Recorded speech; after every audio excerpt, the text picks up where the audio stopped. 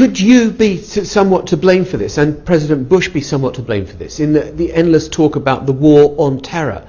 It was almost like a recruiting sergeant for Osama bin Laden and Al-Qaeda, wasn't it? Because there were these group of people who were the people who were seen, maybe who became attracted to this ideology, who felt, actually, if you're going to stand up for the West, Osama bin Laden and Al-Qaeda are the people to do it. Right, and I think the answer to that, because I think this is absolutely the nub of why we've still got to beat this thing, is that when we say, well, the West went in and imposed its system on Afghanistan and Iraq, we've already conceded a huge amount to the narrative they've got. The truth is that's not what we did. We knocked out the Taliban. We then had a United Nations convened process, and then we said to the country, you decide in an election who you want to vote for. Ditto with Iraq. First thing we did in Iraq was we got all the different groups together. We had a Iraqi governing council. We brought the United Nations back into the situation. They then bombed the United Nations out. And the one thing that I think is still very, very important for us is not to fall for this notion that somehow by removing a brutal dictatorship and giving people a UN-led process with democratic rights, we are somehow conducting a war of the West against Islam. I mean, it's absurd.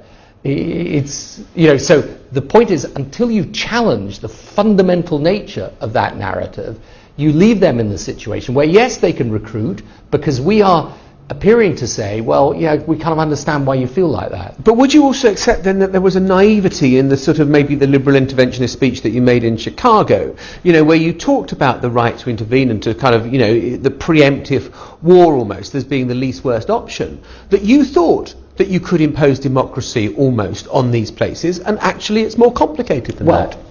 Here's where I agree with you and where I disagree. Where I agree is, when I look back now, my knowledge of this problem, I think, is a lot deeper today than it was then.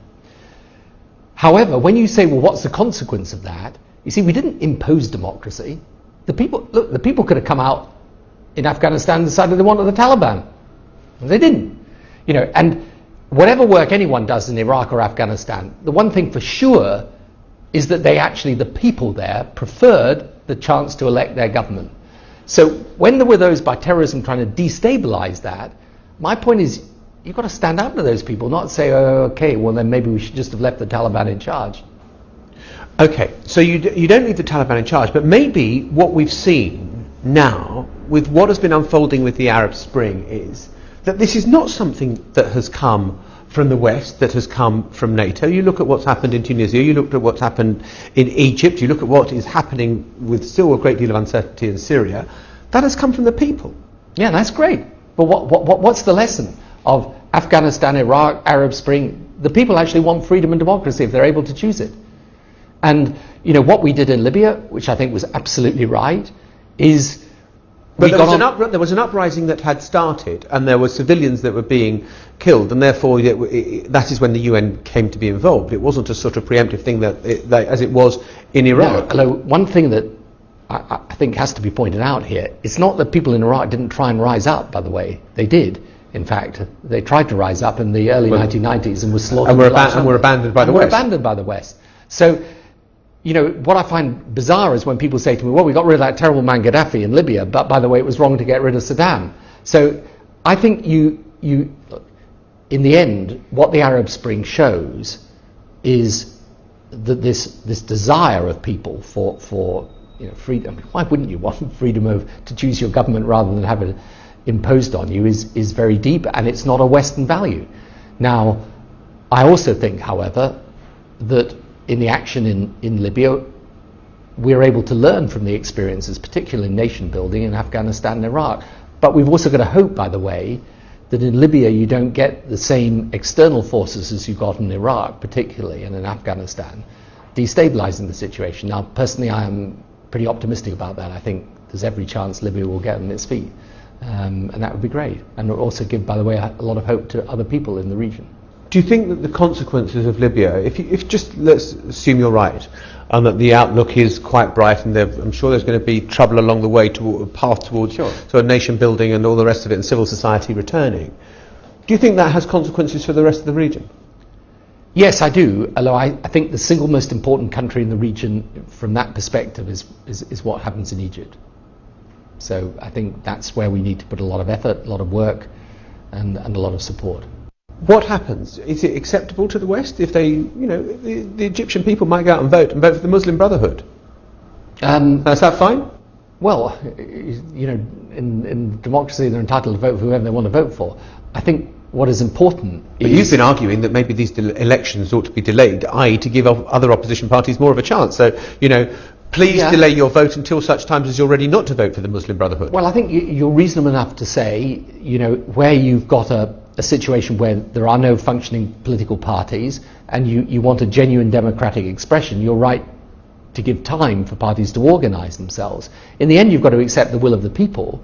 But I think we've also got to be very clear, and I think this is very important for the West to emphasise in relation to the Arab Spring.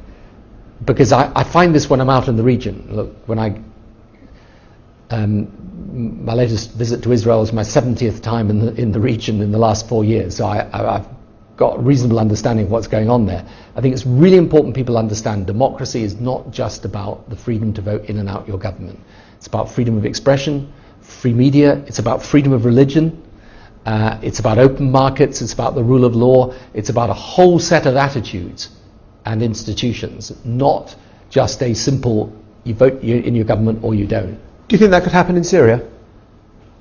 I think it can, I think it should, and I think we should do everything we can now to encourage change to come in Syria, because I think it's obvious that Assad is not going to lead the change that is necessary. Do you think Assad can stay on leading the country?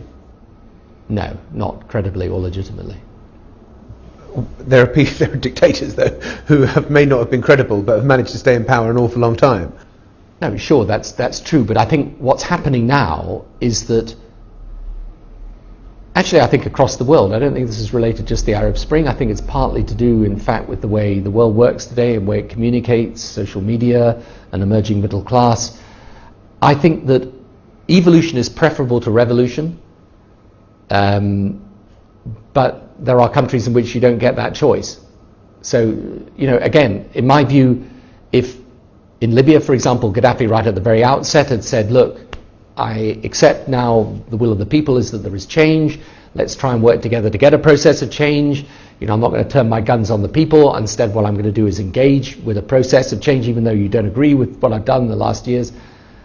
Look, you would be sensible to have accepted that offer. Same with Assad. I mean, I hoped even until a short time ago that Assad in Syria would have the sense, because he's not an unintelligent man, actually quite well connected with the West, have the sense to realise that he had to lead a process of change in which he would give up power. But the trouble is some of these people just don't want to do that. But when 9/11 happened, it looked, I don't hate to use jargon, it looked like it was a unipolar world. There was one superpower, it was the United States of America. Yeah. Their writ would run. And they used all their weaponry and with the assistance of Britain, and it didn't change the world. It didn't make people cower. It hasn't made Assad or any of these other dictators think, you know what, I've got to fall into line now. Well, first of all, that's not really why we did what we did. I mean, we did it because following 9/11, the calculus of risk had changed, and we had to act against this terrorist threat. And in its different dimensions. But on the other hand, if you think about what America or Britain represents and the values that we represent, I think you'd have to say they're in the ascendancy in a curious way. So yes, it's true in terms of hard power. The limits of hard power are clear. But in terms of soft power, what we stand for, actually, most people are buying into that way of life rather than not. But Mr. Blair, don't you think that most people listening to this will think that what you represented, what George W. Bush represented, was the use of hard power? Yeah, but it wasn't only that, and that's really important to understand, because we didn't, what we could have done was have said in relation to Afghanistan or Iraq, provided we make it safe from terrorists, then that's our job done, then we're off out of there. We didn't.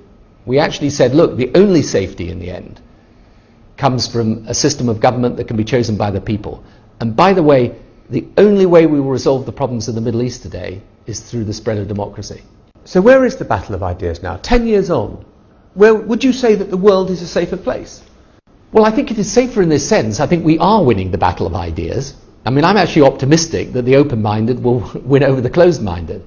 I also think we've learnt a lot as to how to deal with this terrorist threat in security terms. I think we've learnt a lot about nation building, as you can see with what we're going to try and do in Libya now. On the other hand, I think we've got to understand the struggle is still there, because this view is still there, and it's not just about terrorism. It's not just about Al-Qaeda. The truth of the matter is, if you look at some of the elements of, say, the Muslim Brotherhood out in the Middle East, they don't want the same as us. I mean, they want a very, very different world. And what's more, they're prepared to fight to get it. So, that struggle, I fear, is still there. If you look at what's happened in Pakistan, see, to me, what is worrying about Pakistan is not whether the security services are really cooperating or not. I think the Pakistani government's doing what it can, actually. The thing that troubles me is when the governor of the Punjab is assassinated for having an open-minded view on religion, and 250,000 people come out in the street in support of his killers.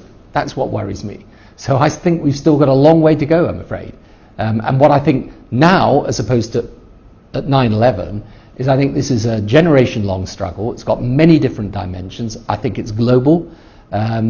And I think we've learnt a lot in the 10 years as to how best to deal with it and how not.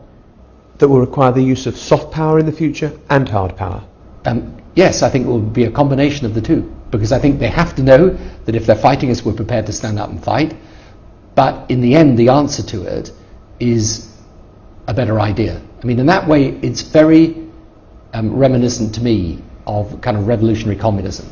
In other words, we defeated it by being prepared to protect ourselves and defend ourselves, but in the end, what made it crumble was a better idea than their idea. Tony Blair, thank you very much indeed. Thank you.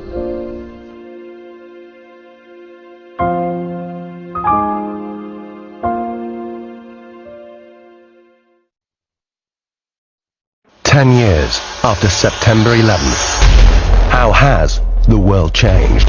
Are we safe? I don't think so. Understand